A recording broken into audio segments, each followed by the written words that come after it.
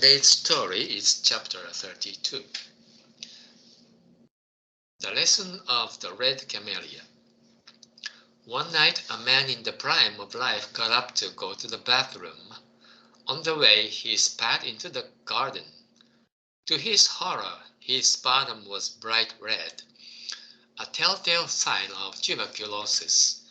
His legs turned to jelly and he sank to the floor. When the man didn't come back to bed, his wife grew concerned and went looking for him. She laid a hand on his forehead and found he had a raging fever.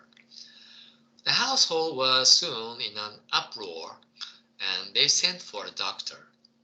Meanwhile, the man told his wife what had happened, and she went out to the garden to see for herself. She discovered that he'd spat onto the fallen petal of a scarlet camellia.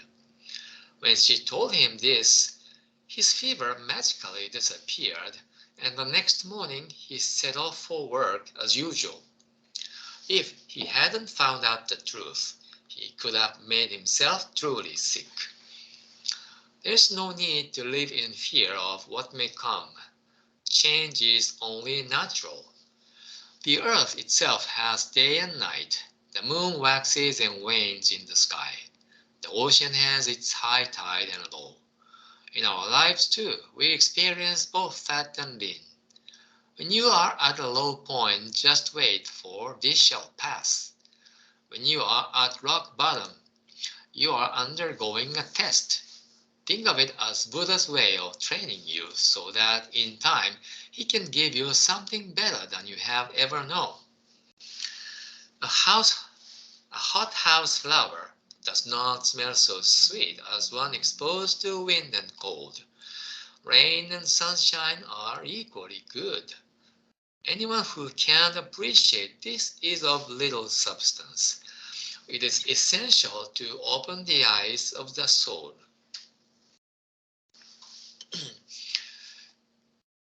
This story is one of the most popular ones in this book, and we all want this state of mind. Then there will be no worries and not much anxiety, and we can live with confidence. This is the state of mind of people who have achieved a spiritual awakening. And there is a spectrum from the lower one to the highest one.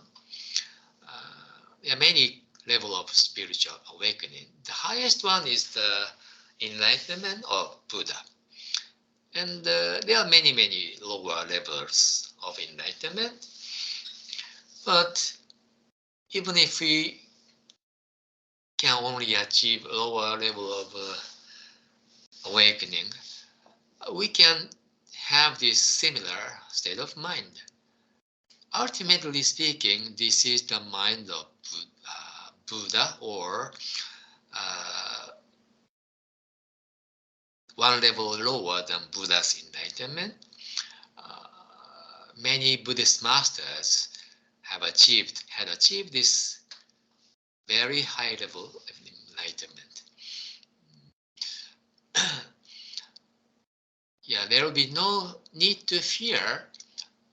Fear or anxiety itself has very negative impact on our psyche. I think most of us know the placebo effect.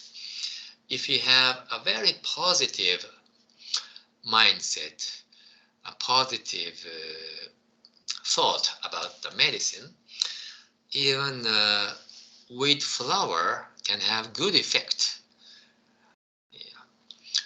As if the wheat flour is like a cutting-edge medicine. On the other hand, if we have negative mindset, even though we don't have any bad disease, we can have very bad symptoms, and eventually we might even develop bad sickness like this man. If he hadn't found the truth, he would have gotten real disease. This is really true. So we don't need to worry too much. Of course, when we think about the future, a lot of angst will arise. But that's why people say we should live in the present. We do whatever we can do at the present moment. The more we focus on our present task, the more achievement we can make, and more meaningful life we will be able to have. Okay, that's, I think, what we can learn from today's story. Good job, everyone. Have a good evening, and see you next time. Bye-bye.